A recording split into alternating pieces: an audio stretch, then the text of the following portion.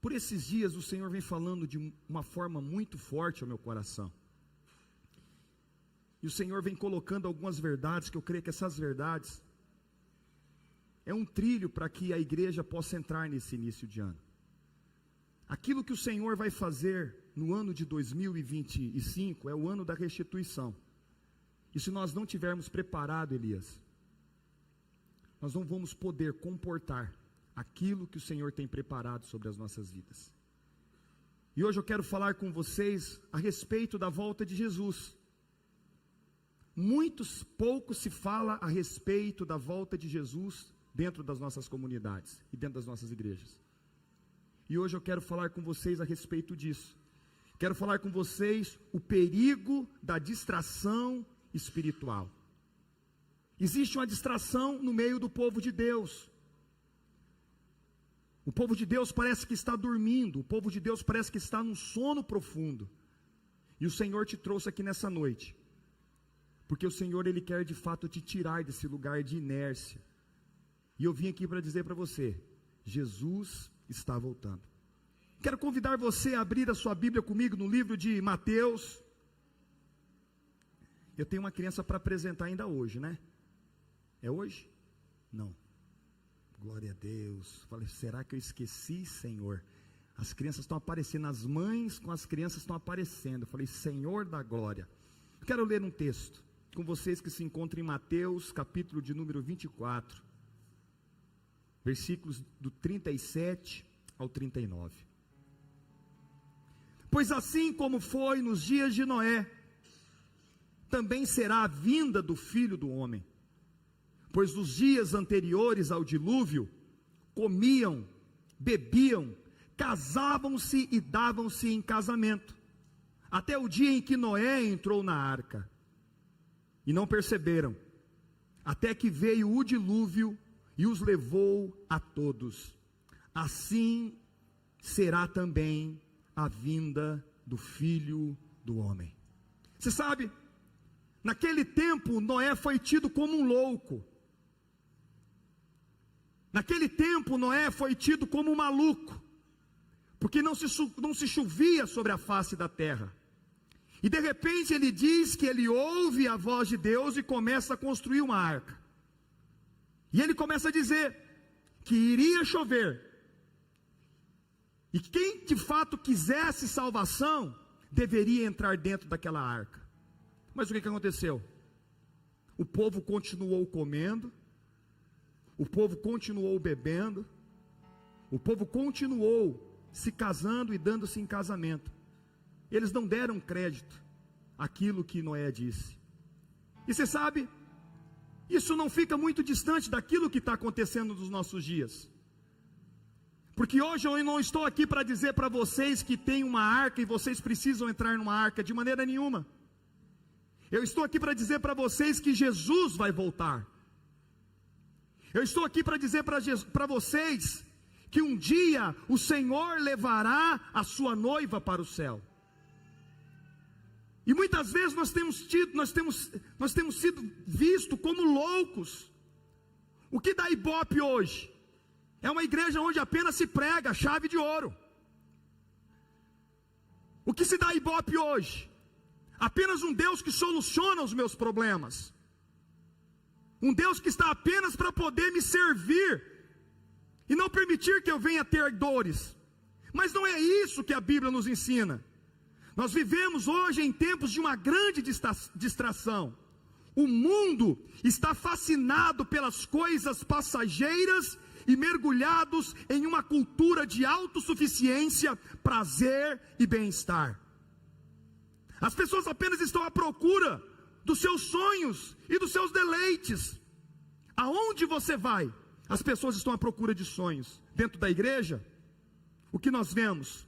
Muitos em um sono profundo, paralisados, frios, satisfeitos com uma fé superficial, sem perceber que Jesus Cristo está voltando. E hoje eu vim aqui dizer para vocês, senhores, Jesus vai voltar. Jesus está voltando. Nós estamos vivendo os últimos dias na face dessa terra. O próprio Senhor Jesus Cristo, Ele advertiu a vinda dele, como foi nos dias de Noé.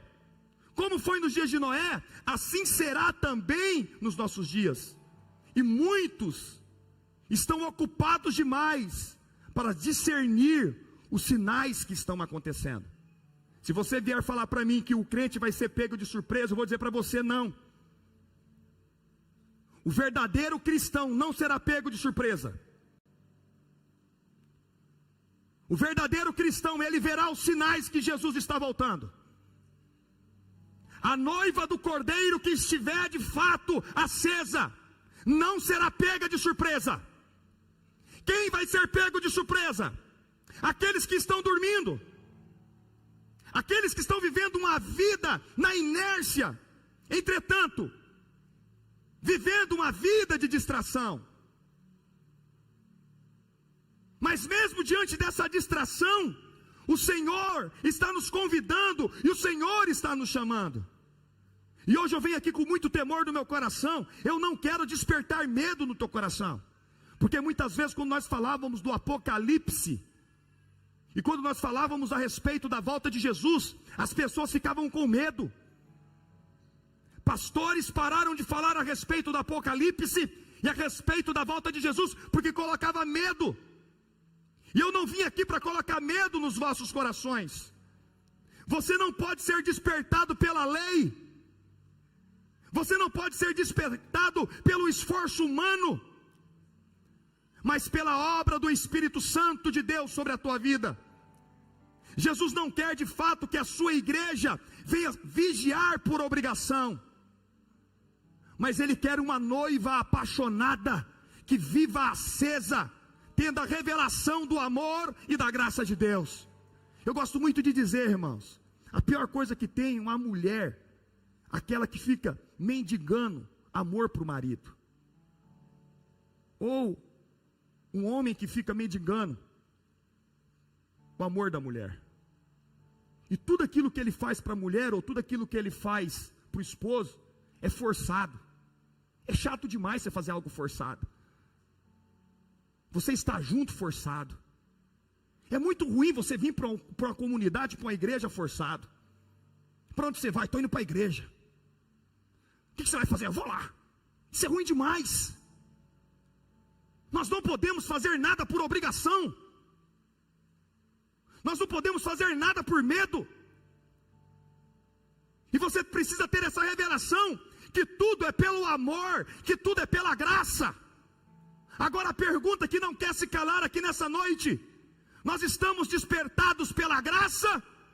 Ou estamos vivendo como se não tivesse mais tempo, como se tivesse ainda muito tempo para ser vivido, e não estamos percebendo que Jesus está voltando? Porque a palavra de Deus diz bem assim em Apocalipse, capítulo de número 3, do versículo de número 14 ao 22. Ao anjo da igreja em Laodiceia escreve: essas coisas diz o Amém, a testemunha fiel e verdadeira, o princípio da criação de Deus. Conheço as tuas obras, que nem é frio e nem quente. Quem dera fosse frio ou quente. Assim, porque és morno e nem é quente nem frio, estou a ponto de vomitar-te da minha boca. Pois dizes: estou rico e abastado, e não preciso de coisa alguma, e nem sabes que tu és infeliz, sim, miserável, pobre, cego e nu. Aconselho-te que de mim compres ouro refinado pelo fogo para te enriqueceres, vestiduras brancas para te vestires, a fim de que não seja manifesta a vergonha da tua nudez, e colírio para ungir os olhos, a fim de que vejas. Eu repreendo o discípulo e disciplino a quantos amo. Se pois zeloso e se arrependa-te. Eis que estou à porta e bato. Se alguém ouvir a minha voz e abrir a porta, entrarei em sua casa e cearei com ele e ele comigo. Ao vencedor, porque existe o crente vencedor e existe o crente derrotado. Essa palavra aqui não é para ímpio, tá, pastor? O senhor sabe muito bem que aquela palavra ali não é para ímpio. aquela palavra ali é para crente, aquela palavra ali é para a igreja. O ímpio não tem essa revelação, o ímpio não tem esse entendimento. Quando o Senhor direciona as cartas, Ele está direcionando aos crentes. E você precisa ler Apocalipse para você ver de qual igreja você faz parte. Essa igreja aqui era uma igreja que não era nem quente nem fria, era uma igreja que era morna. E o Senhor está falando bem assim: olha, eu vou te jogar você para fora da minha boca. Ao vencedor dar-lhe-ei sentar-se comigo no meu trono, assim como também eu venci e me sentei com o meu Pai no seu trono. Quem tem ouvidos? Quem tem ouvidos? O quê? Quem tem ouvidos? O quê? O Senhor está falando aqui nessa noite, querido. O problema é que a igreja está num sono profundo e não consegue ouvir. A pergunta é: estamos mornos ou estamos quentes, disponíveis para aquilo que o Senhor tem preparado para esse tempo? E hoje eu quero falar com você. Meu tempo está escasso, mas eu quero liberar essa palavra ao teu coração, porque eu creio que ela é de suma importância. Eu quero falar com vocês hoje sinais de uma igreja que dorme e sinais de uma igreja sonolenta. E eu quero crer que aqui nessa noite não tem pessoas e não tem essa igreja aqui no nosso meio, porque esse texto aqui, irmãos, foi endereçado a uma igreja. E eu quero orar a Deus para que nós não venhamos ter essa igreja aqui nesse exato momento. O primeiro sinal de uma igreja dormente é uma igreja que dorme enquanto o tempo se esgota. O que significa isso, pastor? Romanos 13:11 nos diz bem assim: e digo isso a vós, conhecendo o tempo, que já é hora de despertarmos do sono, porque a nossa salvação está agora mais perto de nós do que quando aceitamos a fé. O que ele está querendo dizer para mim e para você? Você precisa de fato conhecer o tempo, porque já é chegado o momento de você despertar desse sono teu, talvez profundo, porque a salvação já está muito mais perto de quando você aceitou a Cristo. Eu vim aqui dizer para você que nós estamos chegando nos últimos tic-tacs, nós estamos chegando nos últimos momentos na face dessa terra. Queira você sim ou não, da mesma forma que foi nos tempos de Noé, é nos nossos tempos. E essa palavra não é pregada, essa palavra ela não tem ibope. Sabe por quê? Porque ela nos leva a um posicionamento. A sonolência espiritual da igreja não acontece de uma forma abrupta. A sonolência de uma igreja não acontece de uma hora para outra, não. Mas a sonolência da igreja, ela acontece de forma paulatina. É um dia após o outro. E o sono tem tomado conta das nossas igrejas. Ela vem de uma vida sem profundidade com Deus. Ela vem de uma vida sem intimidade com Deus, onde o cristão tem se acomodado, e isso faz com que ele perca a sensibilidade com o Espírito Santo. E eu quero deixar aqui bem claro para vocês: o problema não é o pecado. Muitos querem bater no pecado, muitos querem falar a respeito do pecado, e eu não vim aqui para falar com vocês que são crentes a respeito do pecado. Sabe por quê? Porque o pecado já foi resolvido na cruz do Calvário. Para o pecado eu tenho o sangue de Jesus. Se tão somente você crê em Jesus de Nazaré, eu quero dizer para você: os teus pecados serão perdoados. Agora, o que de fato traz um problema sério sobre a minha vida e sobre a sua vida é a falta de fome pela presença de Deus, é a falta de sede pela presença de Deus. Você não tem mais sede pela presença de Deus, você não tem mais fome pela glória de Deus. Tanto faz como tanto fez. Não, você não tem mais aquilo que queimava. Eu me lembro muito bem que quando eu namorava com a Daniela, eu não tinha carro, mas existia algo que queimava no meu coração. E sempre ela dizia bem assim: irmão, eu estava mais quebrado que arroz de terceiro. Não sei nem como que ela casou comigo. Eita Jesus! Naquela época, mãe, o táxi só tinha o táxi, não tinha Uber, não tinha mototáxi, não tinha nada. E o táxi era o quê? Tinha bandeira vermelha, que era um horror de dinheiro. Aí eu sentava na sala dela, e o guardião, o senhor Lorentes, inspetor da polícia rodoviária, ficava na outra sala dormindo. De repente ele levantava e vinha aqui que nós estávamos fazendo, e voltava de novo. Você acha que eu saía de casa com ela? Neneca de Quitibiriba. E quando saía, 11 horas eu quero a minha filha aqui em casa. 11 horas eu quero minha filha aqui em casa. Hoje tem filha que chega 3 horas da manhã, tanto faz quanto fez para certos pais, para certas mães. Tanto faz, chega a hora que você quiser, meu filho. Não tem problema não. Mas o meu sogro ficava numa sala e eu ficava na outra. Aí de repente ele vinha e dava uma olhada e voltava. Aí ela falava bem assim para mim: amor, fica mais um pouquinho. Fica mais um pouquinho, Gabriela. Ela falava: fica mais um pouquinho. E nesse fica mais um pouquinho, ela só ficava deitada no meu colo, eu ficava só mexendo o cabelo dela e mais nada. E hoje ela fala: amor, mexe o cabelo. Eu falo: Senhor da glória. Não, mas eu mexia no teu cabelo, meu bem. Então tá bom, deitava só no ombro.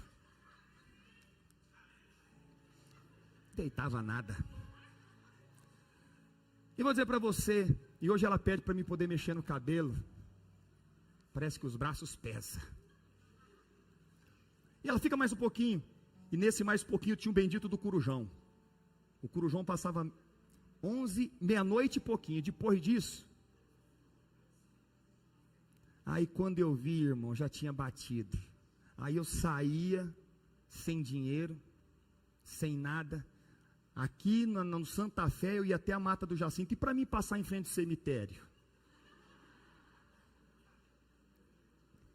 Um dia eu estava vindo com o violão nas costas, pela Ceará, e falei assim: meu Deus, eu vou ter que encarar o cemitério hoje. Passou um camburão da polícia, e ele parou: o que você está fazendo com esse violão nas costas? Eu falei assim: olha, eu fiquei na casa da minha namorada, e eu estou indo para casa. Ele falou assim: entra aí dentro do camburão que nós vamos te levar você lá na Mata do Jacinto. Eu entrei dentro do camburão e fui embora, bonito, cheiroso. Ele chegou e me deixou. E você sabe, o meu coração ardia para ficar só um pouquinho mais perto dela. Qualquer tempo era tempo para mim poder. E quando estava no telefone: desliga você. Não, desliga você primeiro. Não, desliga você. Não, desliga você primeiro. Vai, vou contar. Vai você. Desliga agora. Desliga. Ah, você não desligou. Desliga. Ah, irmão, ficava não sei quanto tempo naquela palhaçada.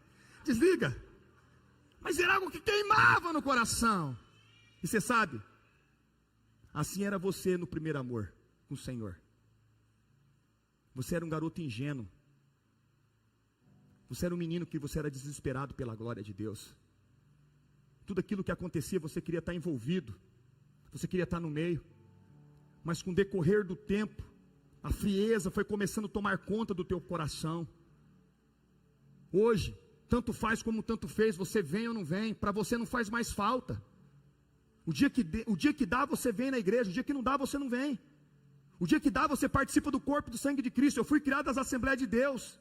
Nós nunca ficávamos sem participar do corpo e do sangue de Cristo. Não se faltava ceia. Irmãos, para um assembleiano deixar de dizimar, era a coisa mais difícil que existia na face da terra. Hoje tanto faz você dizimar ou não. Tanto faz como tanto fez você vir ou não, participar do corpo e do sangue de Cristo ou não.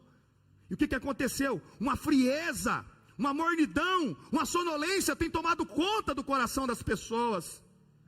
Uma vida sem interesse por aquilo que é eterno. Vive para si mesmo e não para Deus. Está ocupado com as suas próprias vontades, esquecendo do reino de Deus. Não se incomoda que o tempo está passando. Vive como se Jesus não fosse voltar. A sua mente não está na volta de Jesus. Substitui a intimidade por uma religiosidade. Frequenta o culto quando dá. Não tem comunhão com Deus. Porque aquilo que queima no teu coração não é pela glória de Deus. Aquilo que queima no teu coração é outra coisa. Mas você sabe, a graça, ela ainda continua nos chamando. Deus não quer que você viva uma vida vigiando por medo, uma vida apenas porque estão te pedindo, não. Mas o Senhor quer que você viva uma vida apaixonada, uma vida acesa por Ele, independente dos problemas. Irmãos, todos nós temos problemas. Quem é que não tem problema? Quem é que não tem adversidade? A Bíblia nos fala que o dia mau chega para todos, mas mesmo que o dia mau venha chegar para mim e para você, os nossos corações precisam de fato estar aquecidos pela eternidade. O Espírito Santo não nos desperta pelo peso da lei, o Espírito Santo não nos desperta porque nós vamos para o inferno, não.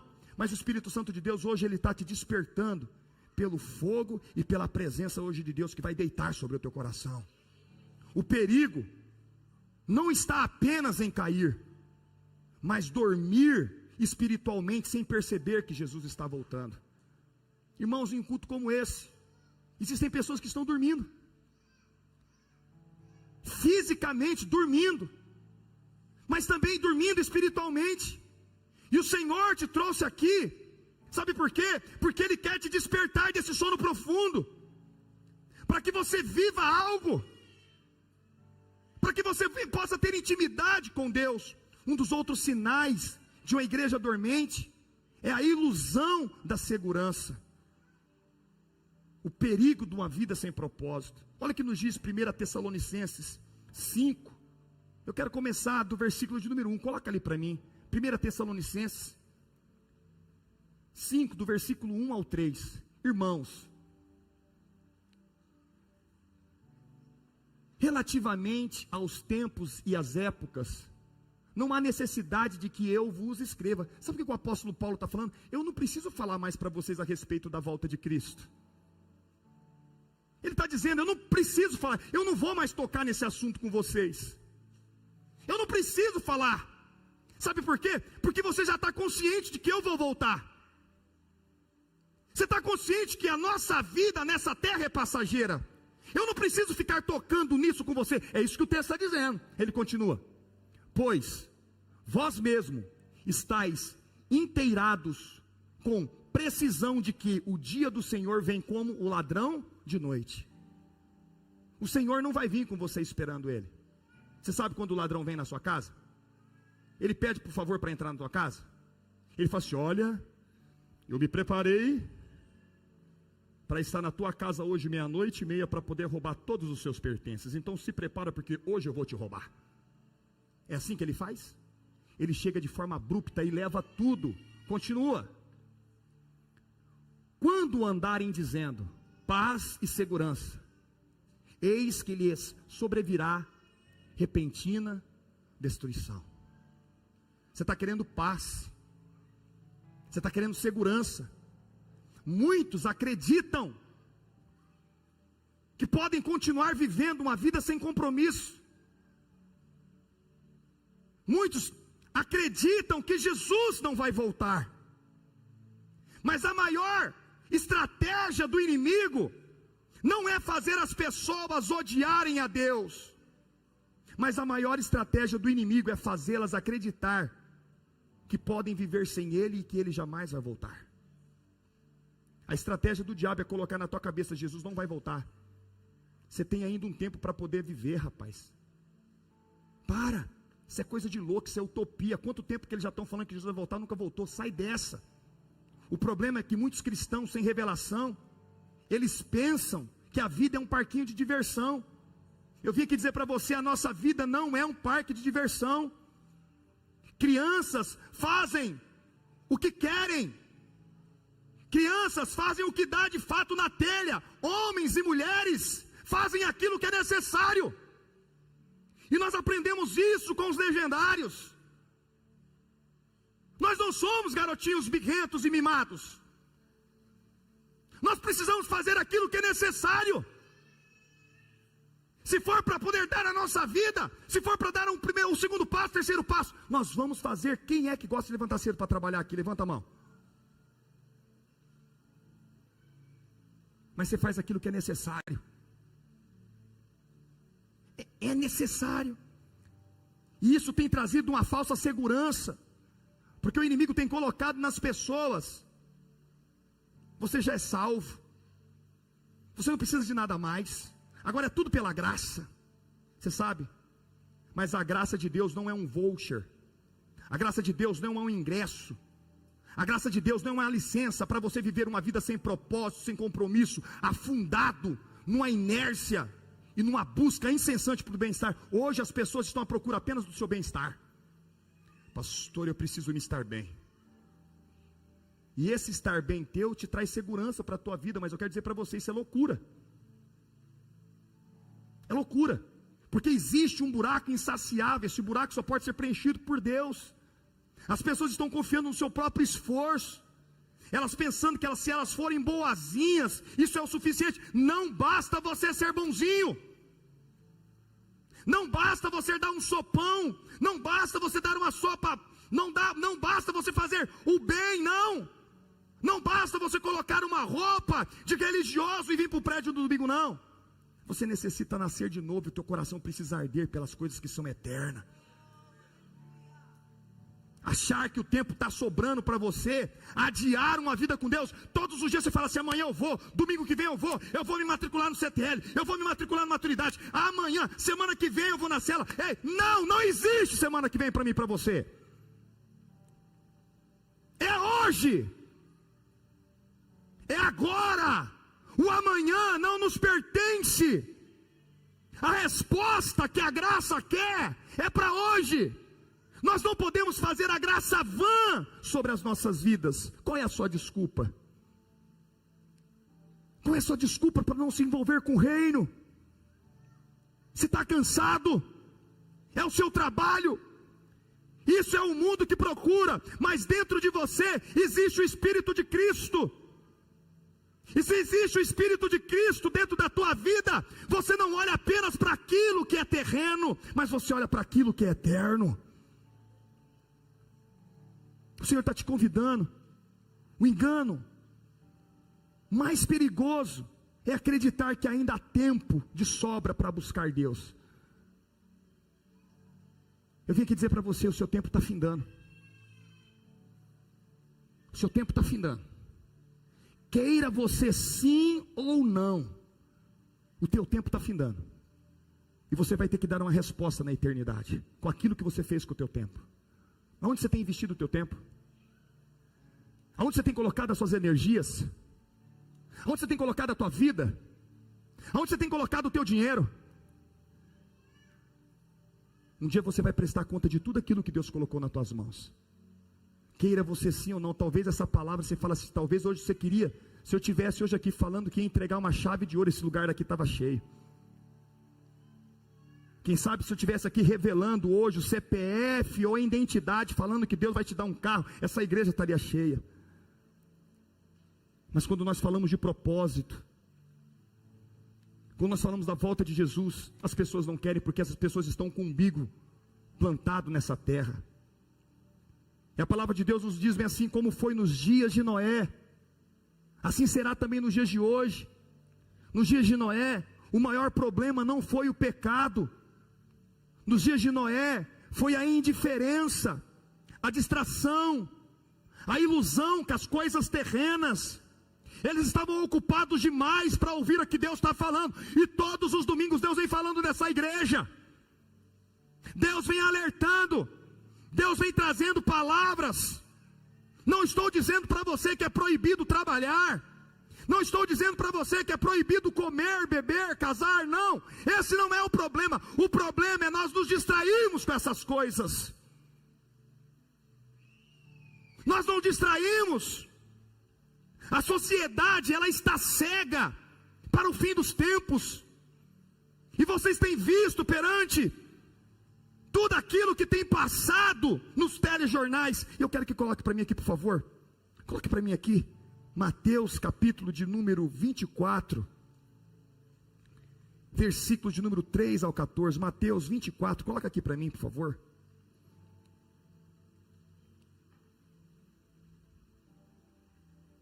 Mateus 24, do 13 em diante. Olha o que nos diz bem assim, ó.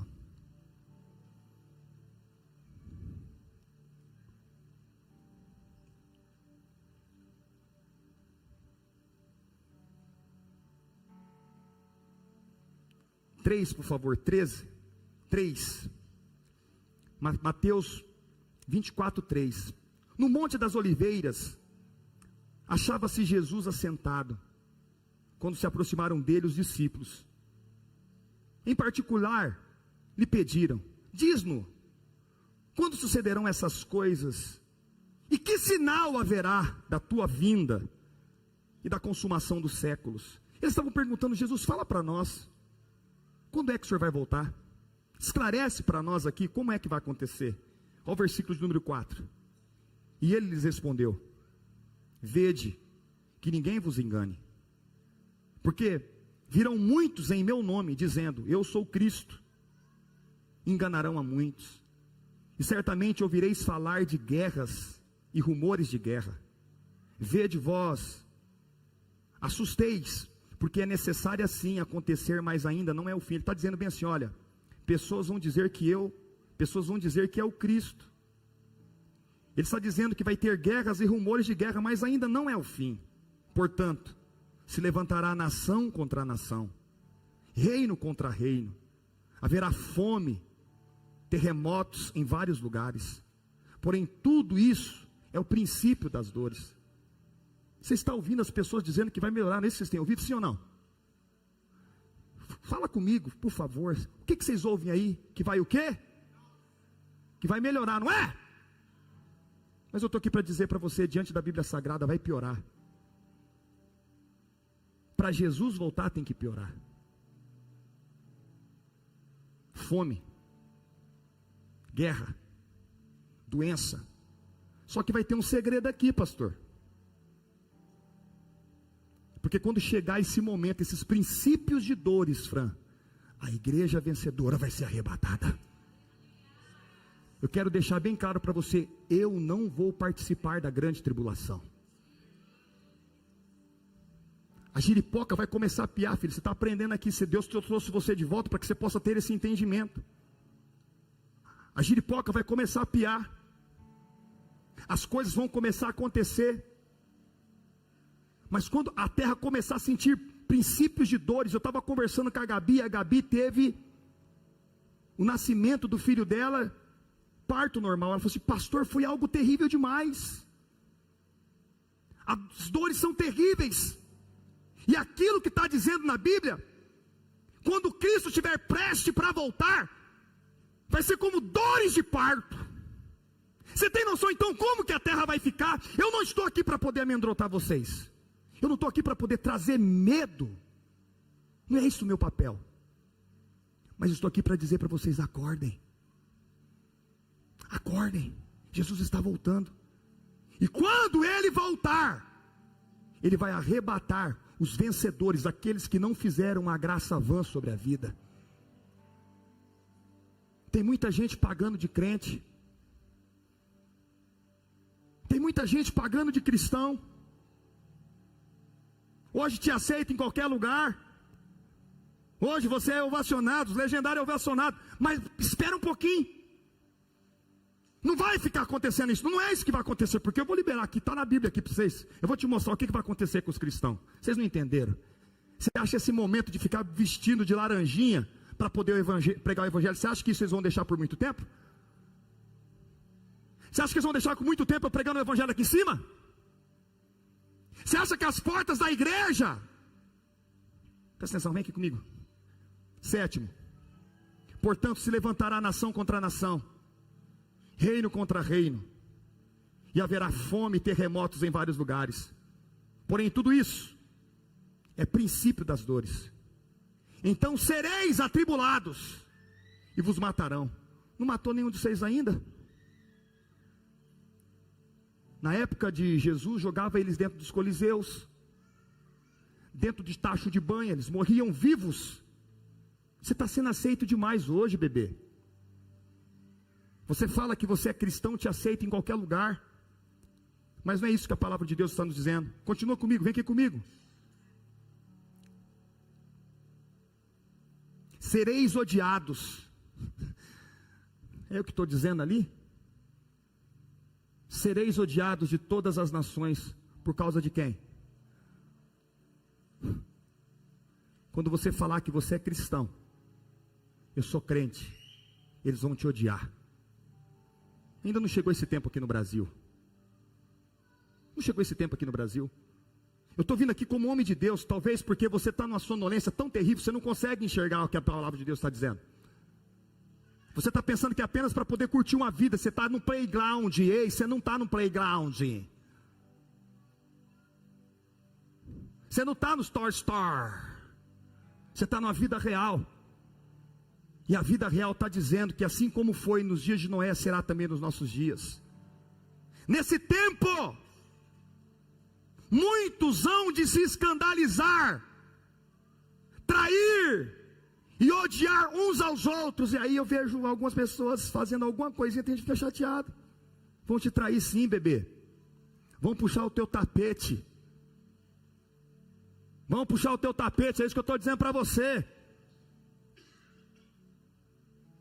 Levantar-se-ão muitos falsos profetas, enganarão a muitos, e por se multiplicar a iniquidade, o amor se esfriará de quase todos. Aquele porém, aquele porém, aquele porém, aquele porém, aquele porém, até o fim.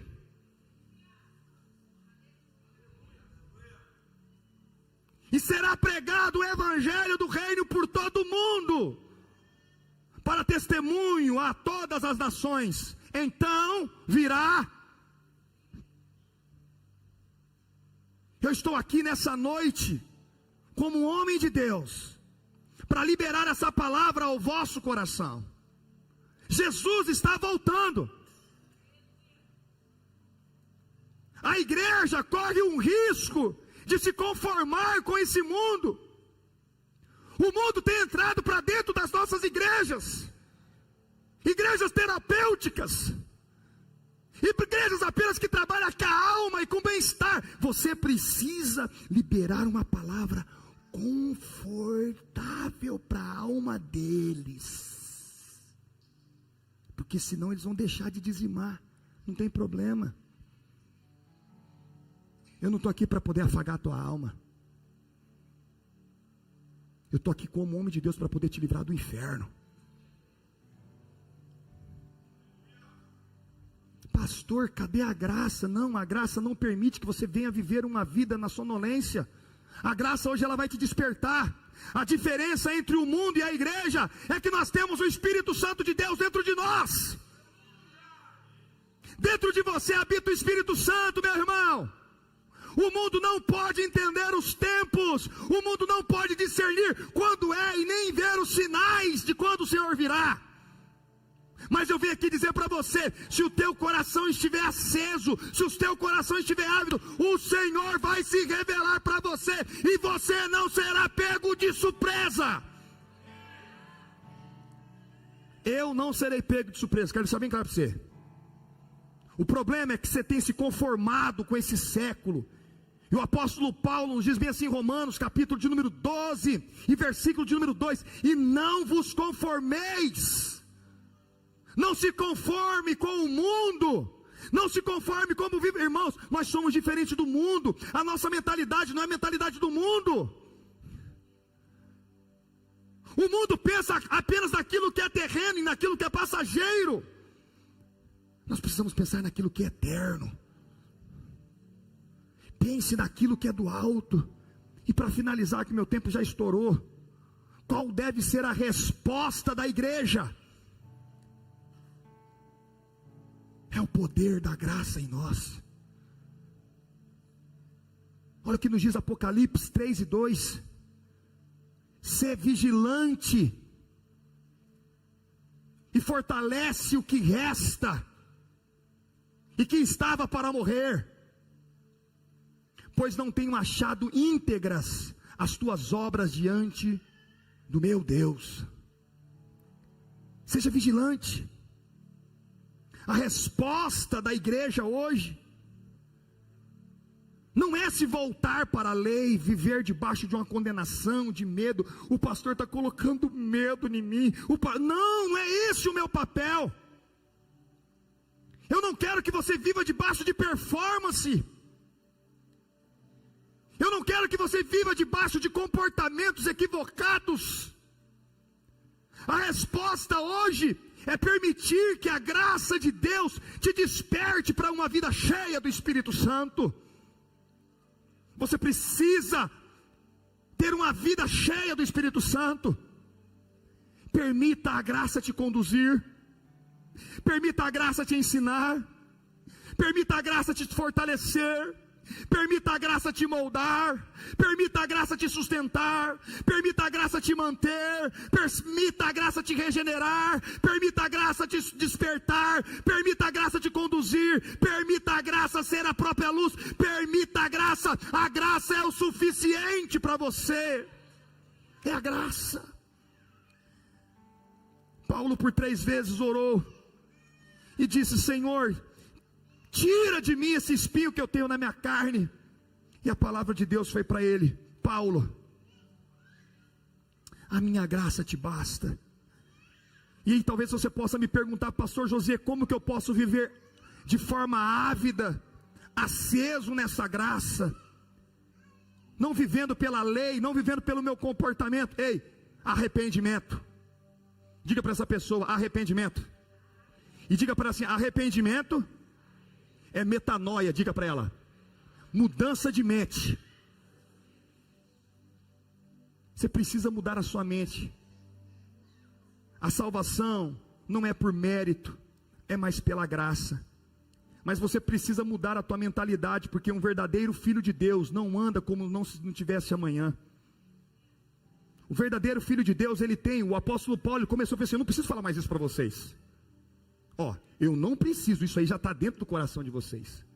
Sabia que eu não precisava estar falando para vocês isso aqui essa noite? Sim ou não? Mas vocês acreditam comigo que tem muitos que estão dormindo ainda?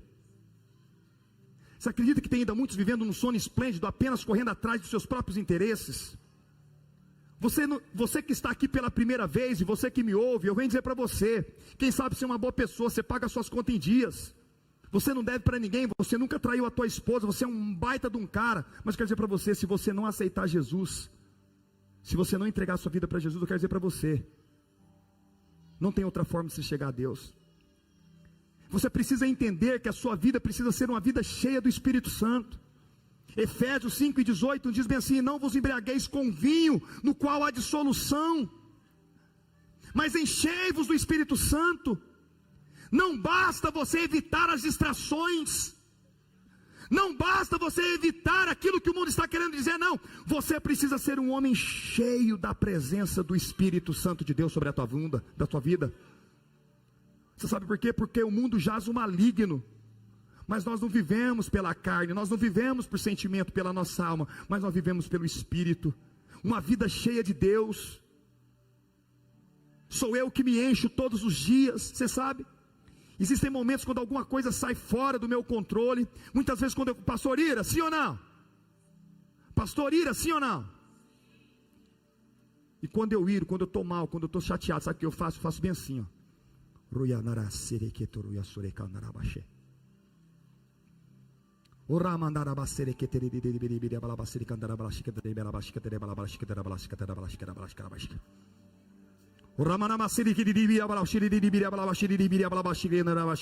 Quando sentimentos equivocados querem tomar conta do meu coração,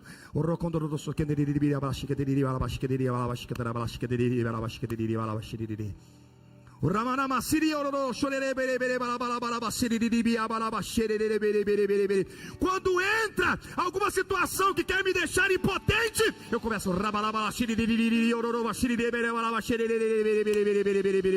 até que aquele sentimento seja desfeito dentro de mim. Os sentimentos têm te conduzido à morte. Você não vive por sentimentos, você não vive por demandas, você não deve viver por obrigação, você não deve viver por medo, você não deve viver apenas porque o pastor está pedindo, não, mas você vive pelo Espírito. É por uma graça imensurável que te envolveu. Busque primeiro o reino de Deus, Mateus 6:33 diz assim: buscai primeiro lugar o meu reino e a minha justiça, e todas as outras coisas os serão acrescentadas. O mundo tem nos distraído para nós buscar primeiras coisas, mas o Espírito Santo de Deus hoje está te ensinando: ei, busque primeiro o meu reino, busque primeiro a minha justiça. Sabe por quê? Porque eu quero acrescentar tudo na tua vida. Buscar-me-eis e me achareis, quando me buscardes de todo o vosso coração, e serei achado por vós. Ei, o Senhor quer te achar na madrugada, o Senhor quer te achar no meio do vale, o Senhor quer te achar no meio dos problemas, mas Ele quer que você busque a Ele. O teu coração precisa acender de volta para Deus. Mantenha os seus olhos fixos em Deus e na graça. Hebreus 12:2 nos diz bem assim: olhando firmemente para o autor e consumador da fé, Jesus, o qual, em troca da alegria que lhe estava proposta, suportou a cruz, fazendo caso de ignomia. O que significa isso? Vergonha, de desonra, e está assentado à destra do trono de Deus. O segredo de uma vida cristã despertada não é o esforço humano, não é sentimentos, quando me der vontade de orar eu vou, não. Crianças fazem aquilo que bate na telha, homens fazem aquilo que é necessário, mulheres de Deus fazem aquilo que é necessário. É tempo de orar e ninguém me segura. Leonard Revenue, ele diz bem assim: o maior trunfo do diabo é fazer a igreja dormir. Tozer diz bem assim: o mundo está à beira do inferno e a igreja dorme em paz. John Piper, ele diz bem assim: a graça não nos salva para nós ficarmos passivos, não, mas a graça de Deus nos torna soldados do reino dos céus. O Senhor hoje está te convidando para uma vida diferente.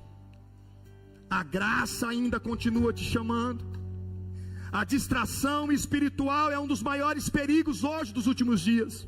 Mas hoje Deus te trouxe aqui nesse culto para te alertar: ei filho, eu estou batendo na porta do teu coração.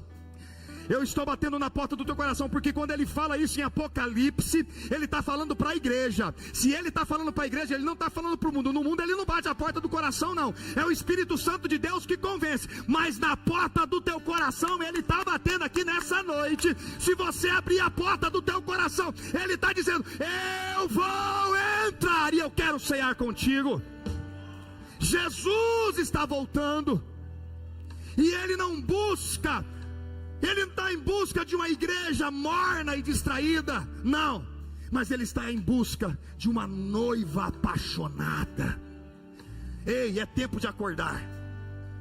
E a pergunta que eu quero fazer para você aqui nessa noite, para fazer o apelo: estamos realmente vivendo pela graça, com os nossos corações ávidos, ou ainda estamos vivendo num sono profundo? Se coloca de pé que eu quero orar com você aqui nessa noite.